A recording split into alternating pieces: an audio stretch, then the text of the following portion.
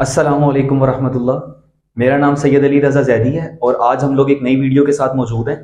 आज जो है वो फंडामेंटल ऑफ ट्रिग्नोमेट्री का हम लोग आगाज़ करेंगे और सबसे पहले इसमें इंट्रोडक्शन बहुत इंपॉर्टेंट है क्योंकि इसमें कुछ चीज़ें इस तरह से हैं, आपको वो याद रखना है, उसको जहन में बिठाना है, तभी आप लोग जो ट्रिग्नोमेट्री है वो अच्छी तरह से समझ सकते हैं। तो ये जो मेरा लेक्चर है वो 10th क्लास के लिए मैंने मेंशन भी किया है। क्लास 10th के लिए ये चैप्टर नंबर 7 है, जबकि फर्स्ट ईयर वाले बच्चे जिसमें एफएससी या आईसीएस प्री इंजीनियरिंग वाले जो बच्चे हैं उनके लिए इनका चैप्टर नंबर 9 है। ठीक है, पंजाब टेक्स्ट बुक बोर्ड वाले जो बच्चे हैं इनके लिए ये लेक्चर जो है वो प्रिपेयर किया है। तो सबसे पहले इसके अंदर कुछ इंट्रोडक्शन है, मैं आपको यहां से स्टार्ट करवाऊंगा। सबसे पहले आप लोगों ने याद रखना है कि हमारे पास टोटल 6 ट्रिग्नोमेट्रिक फंक्शंस हैं। ठीक है, अगर यहाँ पे हमका नाम देखें तो sine, cosecant, tan, cot, cos and secant, ये 6 ट्रिग्नोमेट्रिक फंक्शंस हैं जो कि हम लोग यूटिलाइज करेंगे। तो सबसे पहले यहां पर मैंने क्वाड्रेंट्स बनाए हैं, इसको हम फर्स्ट क्वाड्रेंट बोलते हैं। मैं यहां मेंशन कर देता हूं, ये हमारे पास फर्स्ट क्वाड्रेंट है, this is second quadrant, that one is third quadrant and the last one is fourth quadrant. तरतीब वही याद रखनी है जो कि आप लोगों को बताई गई है। तो इसमें आपने याद रखना है ये हमारे पास फर्स्ट क्वाड्रेंट होता है, ये सेकंड क्वाड्रेंट होता है, this is third quadrant and the last one is fourth quadrant. हम एंटी क्लॉकवाइज रोटेशन जो है वो परफॉर्म करेंगे। तो आपने अब याद रखना है सबसे पहले कि जो 6 ट्रिग्नोमेट्रिक फंक्शंस हैं, ये 6 के 6 ट्रिग्नोमेट्रिक फंक्शंस पॉजिटिव होते हैं फर्स्ट क्वाड्रेंट में। तो मैंने लिखा all trigonometric functions are positive in first quadrant and in your second quadrant only 2 functions are positive and that one is sin theta and cosecant theta. ये 2 functions positive होते हैं और जो रिमेनिंग 4 फंक्शंस हैं वो इस क्वाड्रेंट में negative होंगे। मैंने पॉजिटिव वाले मेंशन किया, आपने याद रखना है जो नहीं लिखे हुए वो उस क्वाड्रेंट में नेगेटिव है। थर्ड क्वाड्रेंट भी अगर हम देखें तो हमारे पास है tan theta and cot theta, दोनों फंक्शंस पॉजिटिव हैं और जो रिमेनिंग 4 फंक्शंस बचेंगे यहां पर वो नेगेटिव होंगे। Same in your fourth quadrant only cos and secant will be positive, remaining 4 functions will be negative. अब इसे याद कैसे रखना है, मसलन मैं आपसे पूछता हूं कि सेकंड क्वाड्रेंट के अंदर sin थीटा तो हम कहेंगे पॉजिटिव है, और अगर मैं कहूं सेकंड क्वाड्रेंट के अंदर टेन थीटा तो यहां पे नहीं लिखा हुआ, इसका मतलब है वो नेगेटिव है क्योंकि वो थर्ड में पॉजिटिव है। ठीक है, तो इस लिहाज से आप लोगों ने ये याद रखना है। अच्छा, अब इसके साथ साथ मैं आप लोगों को अगर एंगल्स के बारे में थोड़ा सा बताऊं तो आप लोगों ने याद रखना है जब हम लोग स्टार्ट करते हैं तो एंगल एंटी क्लॉकवाइज होगा, इस तरह हम रोटेशन परफॉर्म करेंगे।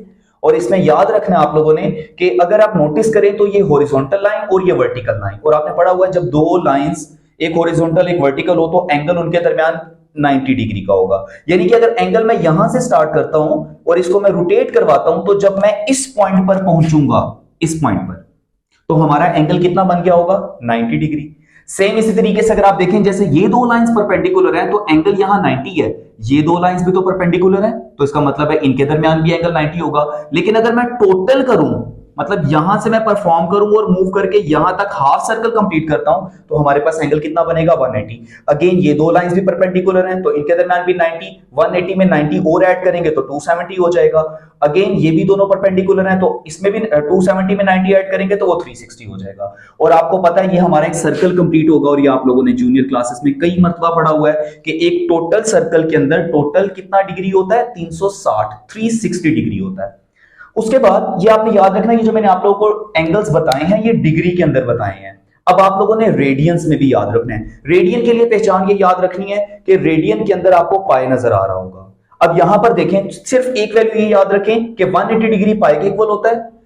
अगर ये पाई है तो ये कितना होगा, ऑब्वियसली ये 180 पाई है तो 90 180 का हाफ है, तो अगर मैं पाई को 2 पे डिवाइड करूंगा तो मेरे पास 90 डिग्री आएगा। मतलब 90 डिग्री को हम क्या बोलते हैं, पाई बाय 2। सेम इसी तरह से ये हमारे पास एंगल आ रहा है 270 डिग्री, इसमें अगर आप लोग देखें तो ये आ रहा है 3 पाई बाय 2 मैंने लिखा। अगर इसको मैं थोड़ा सा सॉल्व करके बताऊं, 3 एज इट इज है, पाई अभी मैंने बोला इक्वल होता है 180 डिग्री के, तो ये हमारे पास आ गया 180 डिग्री और डिवाइड मैं इसको करूंगा 2 पे। जब आप 180 को 3 से मल्टीप्लाई करेंगे तो हमारे पास आता है 540 डिग्री, और 540 डिग्री को जब 2 पे डिवाइड करेंगे तो कितना आ जाएगा 270 डिग्री आ जाएगा। यानी कि 270 डिग्री को हम लोग 3 पाई बाय 2 भी बोलते हैं। सेम 360 डिग्री को हमने 2 पाई लिखा हुआ है। अब ये 2 पाई कैसे होगा, बड़ी सिंपल सी चीज है, हाफ सर्कल को हमने पाई कहा था, अगर ये हाफ है तो ये भी तो बेटा हाफ है, तो पाई और फिर पाई कितना बन जाएगा 2 पाई हो जाएगा। ठीक है। तो अब आप लोगों ने क्या करना है, इन क्वाड्रेंट्स का ना माइंड के अंदर एक इमेज बनाना है। कैसे इमेज बनाना है, माइंड में रखिएगा 90, 180, 270 डिग्री एंड 360 डिग्री। और इसी तरीके से आप रेडियंस के अंदर भी याद रख सकते हैं, pi by 2, pi, 3 pi by 2, 260। All trigonometric functions are positive in first quadrant and only two functions will be positive in second quadrant and that one is sin theta and cosecant theta। ये reciprocal भी है, मैं आगे lecture के अंदर इसका topic भी include करूंगा। फिर इसी तरह से थर्ड में टेन और कॉट पॉजिटिव है और लास्ट में कोस और सीकेंट पॉजिटिव है। तो ये बड़ी इंपॉर्टेंट बेसिक चीज है ट्रिग्नोमेट्री के लिए और आगे क्वेश्चंस के अंदर बार बार यूटिलाइज भी होगी, तो इसको अच्छी तरह जरा ज़हन नशीन कर ले। नेक्स्ट हमारे पास है कुछ बेसिक फॉर्मूलाज हैं जो कि मैंने यहां पर लिखे हैं। असल में ये आपको एक फॉर्मूला नजर आ रहा है लेकिन ये एक नहीं है, इस एक फॉर्मूला से फर्दर भी हम दो फॉर्मूलाज बना सकते हैं। तो पहले तो आप बेसिक देखेंगे, बेसिक क्या है ये आपने याद रखना है, sine square theta plus cos square theta equal to 1। अभी सोचना नहीं है कि ये कैसे आया, जैसे हमने रट्टा लगाया होता है, आपने इसको एग्जैक्ट अच्छे से रट्टा लगा लेना है कि sine square theta plus cos square theta 1 के इक्वल होता है। Second, 1 plus tan square theta is equal to secant square theta और 1 plus cot square theta is equal to cosecant square theta. फिर 4 नंबर पे देखें तो ये बड़े इंपॉर्टेंट फॉर्मूलाज हैं। टेन थीटा हमेशा इक्वल होता है sine theta over cos theta और कॉट इसका उल्ट है, यहां साइन न्यूमरेटर में था, कॉस डिनोमिनेटर में था, तो यहां पर आप देखें कॉट थीटा के फॉर्मूला में कोस न्यूमरेटर में और साइन जो है वो डिनोमिनेटर में है। अभी मैंने जैसे आपको बोला था कि ये एक फॉर्मूला नहीं है बल्कि ये 3 फॉर्मूलाज हैं टोटल। कैसे, अभी जरा देखिएगा, ये sine square theta plus cos square theta equal to 1 है। अगर मैं साइन स्क्वायर थीटा को अपनी जगह पे रहने दूं, ये प्लस कॉस स्क्वायर थीटा है, अगर मैं इसको शिफ्ट कर दूं इक्वल के दूसरी साइड पे तो एक नया फॉर्मूला बनेगा, sine square theta is equal to 1 minus cos square theta. Same आप कोस को नहीं लेके जाना चाहते, कोस को हम यहीं रहने देते हैं और ये प्लस साइन स्क्वायर थीटा अगर आप इसको इक्वल के उस साइड पे लेके आएंगे तो कॉस स्क्वायर थीटा बराबर आएगा 1 माइनस साइन स्क्वायर थीटा। तो अभी आप लोगों ने सिर्फ ये बेसिक याद रखना है, ये फर्दर मैंने चीजें बताई हैं क्योंकि जब हम लोग क्वेश्चन सॉल्व करेंगे कुछ प्रूफ्स होंगे तो उसमें ये चीजें हम इस्तेमाल करेंगे, लेकिन अभी आप लोग बेसिक याद करें। ये 5 फॉर्मूलाज आप लोगों ने ये करने हैं। इसके बाद जो है एक टेबल है, अक्सर बच्चे मुझे कहते हैं लेक्चर के दौरान के सर ये तो हम कैलकुलेटर से भी सॉल्व कर लेते हैं, लेकिन जब हमने पेपर सॉल्व करना होता है इतना टाइम नहीं होता कि हम बार बार कैलकुलेटर को यूज करें। तो ये छोटा सा टेबल है, मुश्किल नहीं है, बहुत आसान है, मैं भी याद करने का तरीका भी बता देता हूं, इसको आप लोगों ने याद करना है। फर्स्ट ऑफ ऑल आपने याद रखना है, मैंने 3 फंक्शंस लिखे हैं, साइन, कोस और टेन, और यहां पर देखिएगा मैंने एंगल्स लिखे हैं 0 degree, 30 degree, 45 degree, 60 degree and 90 degree. अब आपने याद क्या करना है, मैं आपसे पूछूं अगर साइन 0 डिग्री किसके इक्वल होता है तो 0 के इक्वल होता है, साइन 30 डिग्री किसके इक्वल होता है 1/2 के, साइन 45 डिग्री किसके इक्वल होता है 1/√2 के, साइन 60 डिग्री √3/2 और साइन 90 इक्वल होता है 1 के।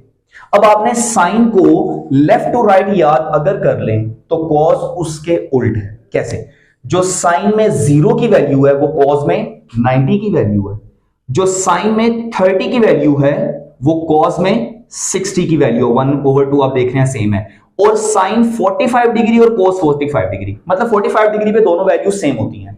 फिर साइन की जो 60 की वैल्यू है वो कॉस की 30 की वैल्यू आप देख रहे हैं सेम है, सेम कोस की जो 0 की वैल्यू है वो साइन की 90 की वैल्यू है 1, आपको नजर आ रहा है। तो मतलब कहने का ये कि अगर साइन को आप लोग लेफ्ट टू राइट याद कर रहे हैं तो कोस को आप राइट टू लेफ्ट याद कर सकते हैं। और एक चीज माइंड में रखिएगा कि जो 45 डिग्री है इस पे दोनों के एंगल सेम होते हैं, दोनों के एंगल नहीं, दोनों की वैल्यू सेम होती है।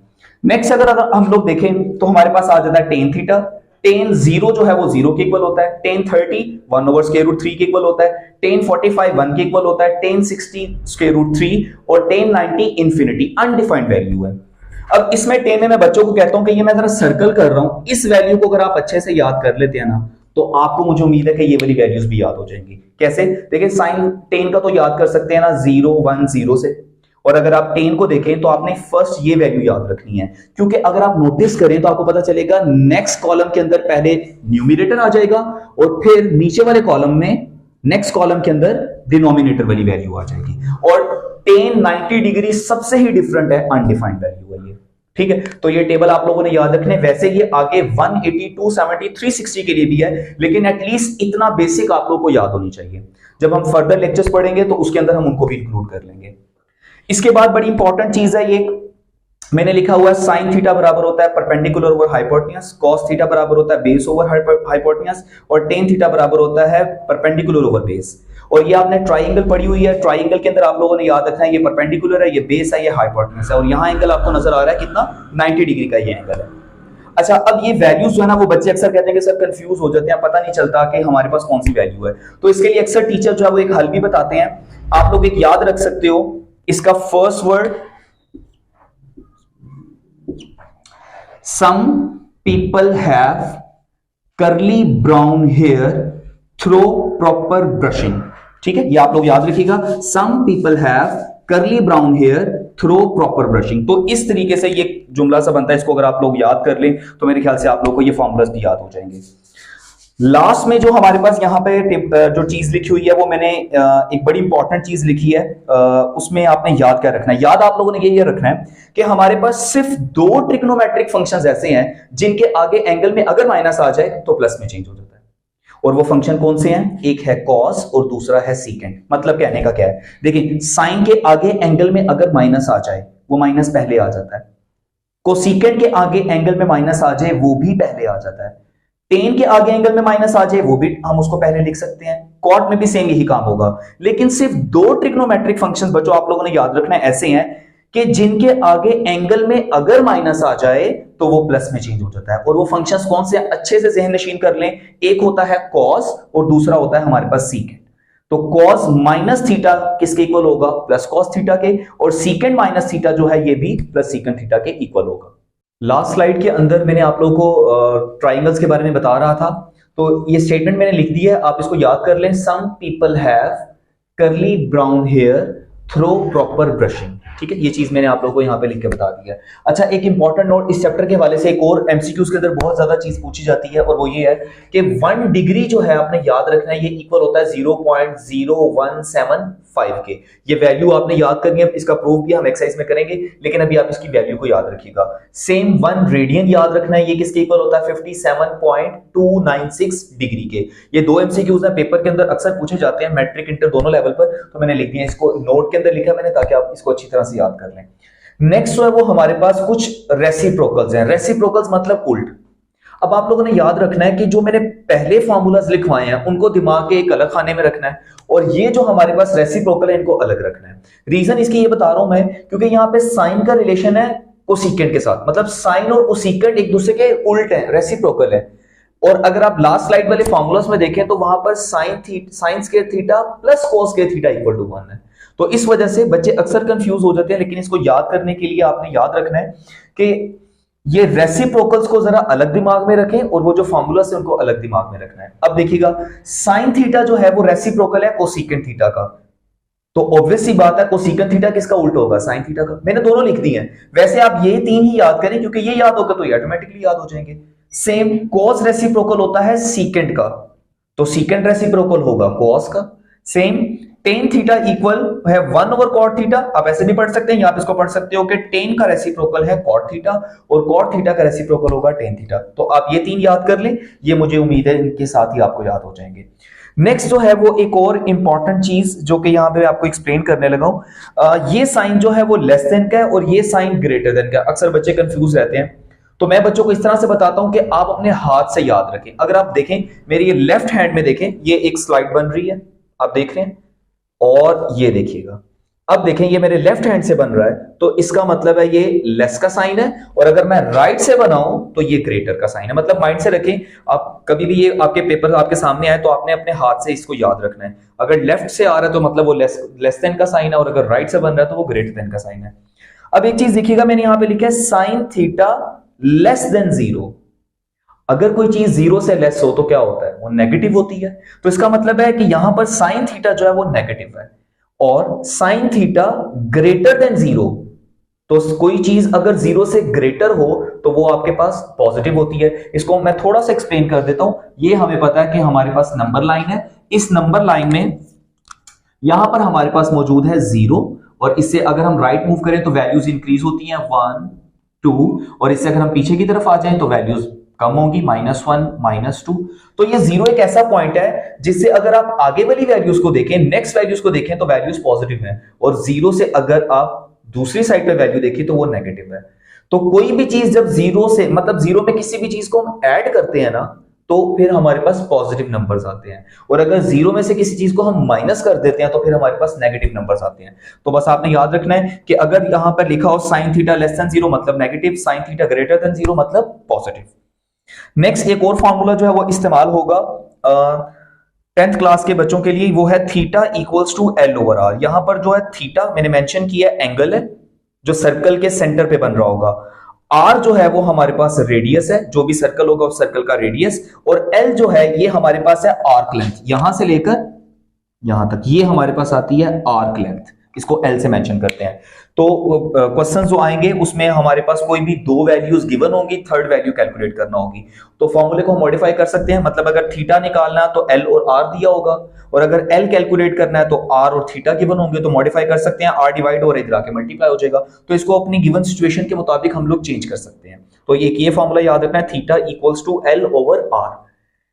नेक्स्ट ये भी 10th क्लास के बच्चों के लिए फॉर्मूला है एरिया ऑफ सेक्टर, उर्दू में इसको बोलते हैं इर्तिफा का रकबा, if I am not wrong इर्तिफाई था, एरिया ऑफ सेक्टर, और ये हमारे पास इक्वल होता है 1/2 आर स्क्वायर थीटा। सेम इसी तरीके से याद रखें, ये हमारे पास मौजूद था, ये हमारे पास एक सेक्टर मौजूद है, ठीक है। तो अगर मुझे इस सेक्टर का एरिया कैलकुलेट करना है, मतलब ये मुझे बताना है ये टोटल जगह कितनी है, तो देन मैं क्या कर सकता हूं, फॉर्मूला अप्लाई कर सकता हूं 1/2 आर स्क्वायर थीटा, और same where R is the radius of the circle and theta angle जो भी बन रहा होगा। अच्छा नेक्स्ट एक बहुत इंपॉर्टेंट चीज है, अक्सर बच्चे इसमें कंफ्यूज रहते हैं, तो ये चीज आपने थोड़ी सी तवज्जो से समझनी है। वो क्या है जी, जरा देखते हैं। आपको पता है एक कंप्लीट सर्कल के अंदर कितना डिग्री होता है, 360 डिग्री होता है। एक कंप्लीट सर्कल के अंदर जो एंगल बन रहा होता है वो हमारे पास 360 डिग्री होता है। अब अगर मैं क्या करता हूं, इस पूरे सर्कल को 360 पार्ट्स में डिवाइड कर दूं, जैसे कि ये देखिएगा सबसे बाहर वाली, इसको जरा गौर से देखिएगा, थोड़ा सा डायग्राम में कंफ्यूज नहीं होना आप लोगों ने। इस जरा स्लाइड को अगर आप लोग देखें तो यहां पर देखिएगा ये जो सबसे बाहर वाली दो लाइंस नजर आ रही हैं, फर्ज कर लें ये एक हिस्सा है, इसी तरह से मैंने एक और बनाया, एक और बनाया, मैंने पूरे सर्कल को इस तरह के कितने पार्ट्स में चेंज किया, 360 पार्ट्स में चेंज किया। अगर पूरे सर्कल को इस तरह 360 पार्ट्स में चेंज कर दें तो बेटा याद रखना है कि एक पार्ट के ऊपर, यहां देखिएगा ये जो है, एक पार्ट के ऊपर जो एंगल बनेगा वो 1 डिग्री के इक्वल होगा, ठीक है। मैं पॉसिबल नहीं था मेरे लिए कि मैं 360 पार्ट्स बना सकता, मैंने एक ही बना के आपको बताया। तो अगर टोटल सर्कल को 360 पार्ट्स में डिवाइड करें तो एक हिस्से पर बनने वाला एंगल 1 डिग्री के इक्वल होगा। और अगर बेटा मैं क्या करता हूं, अब ये मेरे पास फर्ज कर लें है नहीं है, मान लें ये 1 डिग्री है, अगर इस 1 डिग्री को मैं फर्दर 60 पार्ट्स में डिवाइड करता हूं, और ये देखिएगा ये मैंने रेड कलर की लाइन से मेंशन किया, एक लाइन ये है, एक लाइन ये है, मतलब एक हिस्सा अगर ये है, एक ये है, इस तरह से पूरे सर्कल, मतलब पूरे इस 1 डिग्री को मैं फर्दर क्या करता हूं, डिवाइड कर देता हूं 60 पार्ट्स में। तो फिर याद रखो कि जो एक पार्ट पर बनने वाला जो एंगल है वो आपके पास बेटा 1 मिनट के इक्वल होगा। ये आप देख रहे हैं, ये मैंने रेड कलर से शो किया, ये 1 मिनट के इक्वल है। और फिर मैं क्या करता हूं, अगर ये 1 मिनट वाला जो हिस्सा है इसको फर्दर फिर हम लोग 60 पार्ट्स में डिवाइड करते हैं, तो देन एक हिस्से पर बनने वाला जो एंगल है वो 1 सेकंड के इक्वल होगा, ठीक है। अब मैं थोड़ी सी तरतीब इसको बता देता हूं। कंप्लीट सर्कल है, उस कंप्लीट सर्कल को आपने पहले 360 पार्ट्स में डिवाइड किया, तो एक हिस्से पर बनने वाला जो एंगल है वो 1 डिग्री के इक्वल होगा, और फिर 1 डिग्री वाले हिस्से को अगर फर्दर मैं 60 पार्ट्स में डिवाइड करूं तो एक हिस्से पर बनने वाला जो एंगल है वो 1 मिनट के इक्वल होगा, और अगर 1 मिनट वाले हिस्से को मैं फर्दर 60 पार्ट्स में डिवाइड कर दूं तो फिर हमारे पास जो एक हिस्से पर बनने वाला एंगल है वो 1 सेकंड के इक्वल होगा। उम्मीद है मुझे आप लोगों को ये चीजें समझ आ जाएंगी। मैंने कोशिश की है कि तकरीबन सारी चीजों को मैं कवर कर लूं चैप्टर नंबर 9 के लिए, मतलब ट्रिग्नोमेट्री की जो बेस है। बाकी अगर कोई चीजें मिस हो गई हैं तो वो जैसे हम एक्सरसाइज सॉल्व करेंगे उसमें साथ साथ आती चली जाएंगी। आपको एक अच्छा सा मशवरा ये है कि ये बेटा बिल्कुल बेसिक है, अगर आपने ये रेडी नहीं किया तो आप माइंड में रखें आपको ट्रिग्नोमेट्री के आगे जितने भी चैप्टर्स हैं वो समझ नहीं आएंगे। इवन जब आप सेकंड ईयर में जाएंगे वहां पर डेरिवेटिव और इंटीग्रेशंस आपने सॉल्व करनी है, देन आपको ये जो फॉर्मूलाज हैं वो तंग करेंगे। तो बेहतर यही है, अगर आप लोगों का मैथ्स के साथ स्पेशली आगे चलने का प्लान है तो मेरा आपको ये बहुत एक अच्छा मशवरा है कि ये बेसिक्स को बहुत अच्छी तरीके से पक्का कर लें, और इसका तरीका ये है याद करें और बार बार लिखें। जितनी ज्यादा आप इसकी प्रैक्टिस करेंगे उतनी चीजें ये पक्की हो जाएंगी, एंड देन मेरे ख्याल के एक्सरसाइज में जाके आप लोगों को प्रॉब्लम होगा। Thank you.